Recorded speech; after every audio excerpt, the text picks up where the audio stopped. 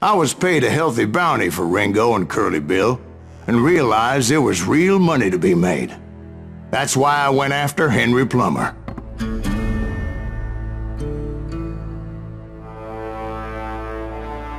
Now, wasn't he the sheriff who augmented his income by shaking down miners and robbing gold shipments? That's the one. Oh yeah, I remember him. He ran that gang of thieving outlaws called the Innocents. So it's true that you went toe-to-toe with him? Indeed I did, son. Indeed I did.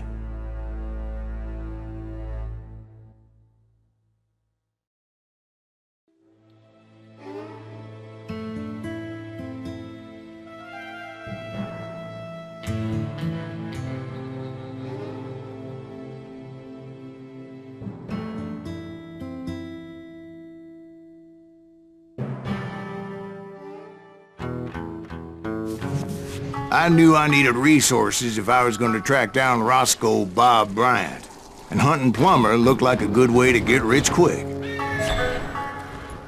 As the local vigilantes exposed him as the leader of the bandits, and put a generous price on his head. Plummer rallied his gang to plunder one last gold mine before making their escape, and that's where I thought I'd find him.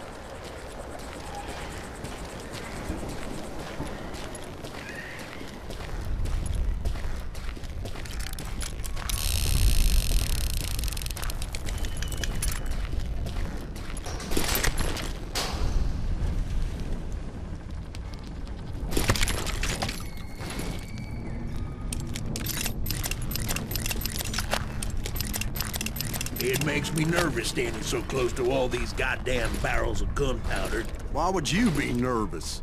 No one has the cojones to come after us.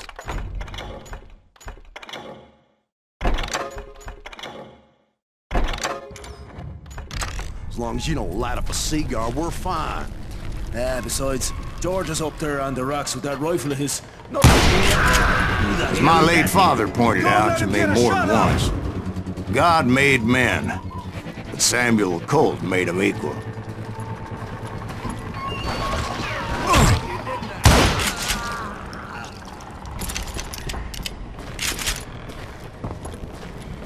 I knew that dynamite wasn't mine, so I decided the polite thing would be to return it.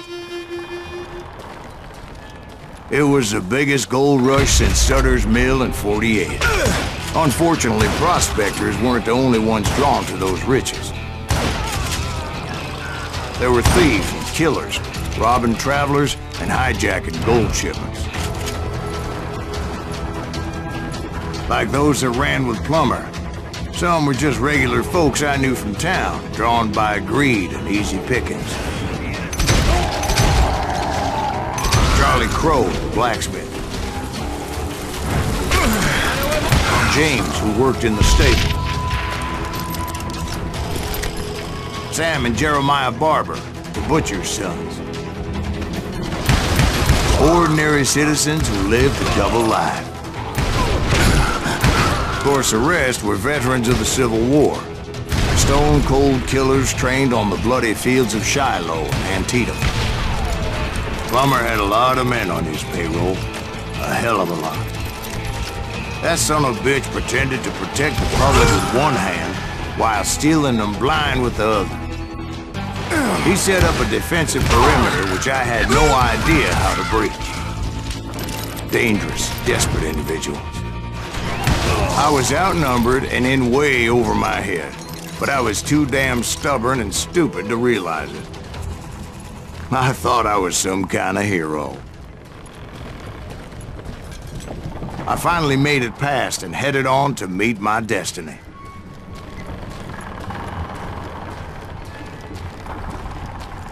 But first, I had something I needed to figure out. I had a few ideas on how to get into that mine, but once I made my decision, I knew there was no turning back. So my first thought was to enter the nearest mine portal. I saw an entrance. Made sense. It was the quickest way in, but that also made it more dangerous, as there would undoubtedly be enemy pickets posted along the way.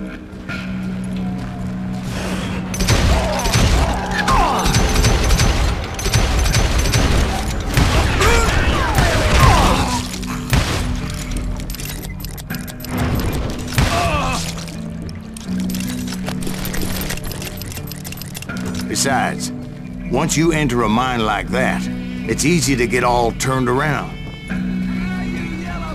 And that confusing maze of corridors wouldn't even be the worst of it. Some of those shafts could be as deep as hell. A single stumble or misstep can easily end in a deadly plunge to oblivion. Leave it to me. I do not deserve to die like this.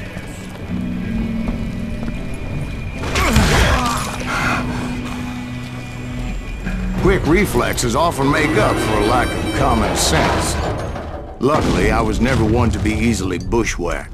I would just need to be careful not to blow myself to kingdom come.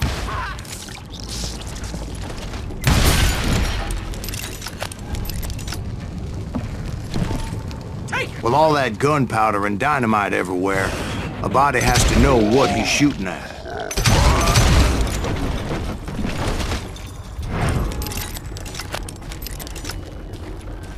One wrong bullet could have turned that mine into a dad-blasted tube.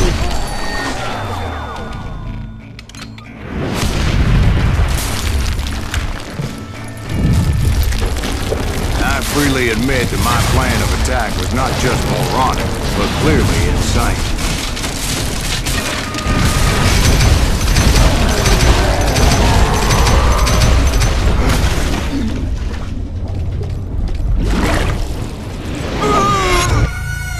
It's a good thing that I abandoned that ridiculous plan before I even tried it. Instead, I spotted a ladder, a way into the mine from the opposite side.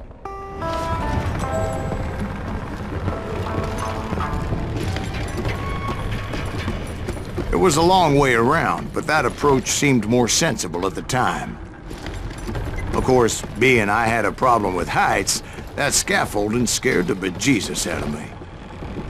Climbing down that ladder required some caution, because even though I had a younger man's reflexes, no man can dodge a damn bullet while climbing down a rickety ladder. I was determined not to give up, however.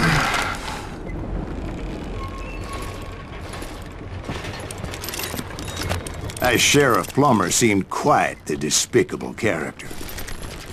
When the vigilantes discovered what the sheriff was up to, people were outraged. That 10,000 they put on his head would go a long way to helping me find old Bob. And I had made it my mission to settle that score come hell or high water.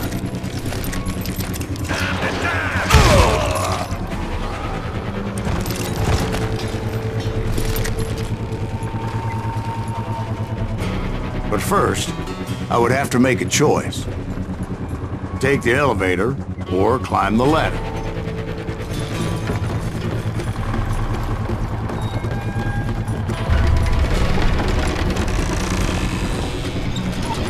I wanted to use the element of surprise. Plus, I figured I could use the exercise. I was warmed up already, so what the hell?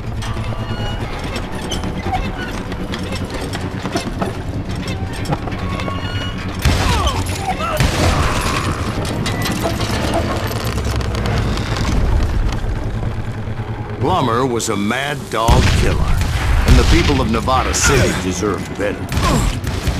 Nevada City? Well, I thought Plummer met his maker in Bannock, Montana. Right, well, he was the sheriff of both places at one time or another, but that's neither here nor there. The point was, taking him down would save a lot of lives, including my own.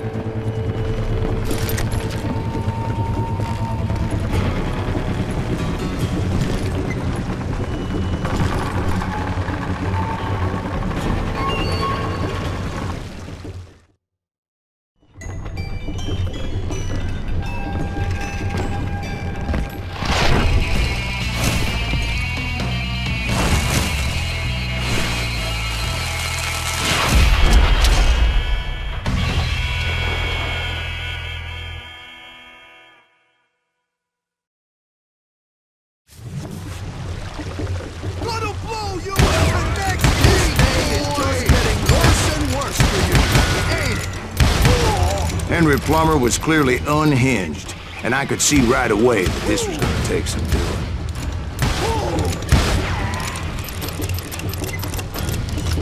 You can shoot, but can you aim?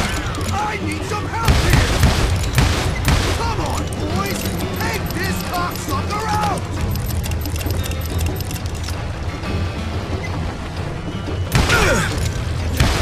Just kill Red.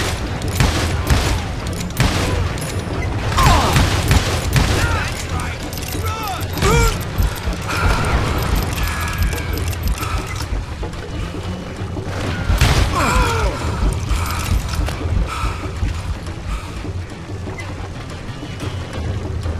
They're gonna bury you in a million pieces! Get out here!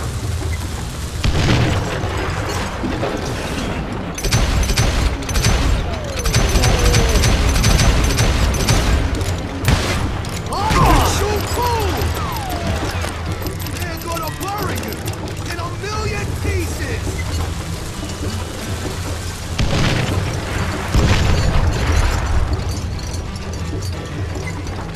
Oh, blood ready for you today!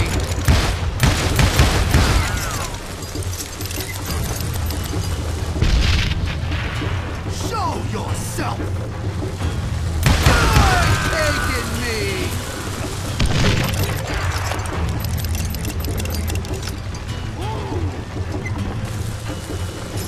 I'm going all medieval on your ass!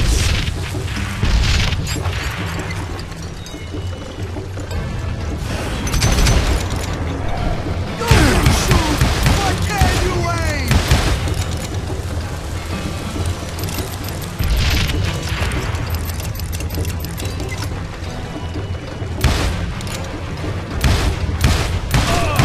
Boy, just kill him!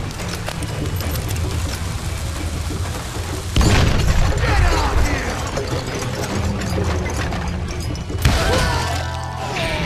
So that's how Henry Plummer died. Him and his crew were worth their weight in gold. And now, I was officially a bounty hunter.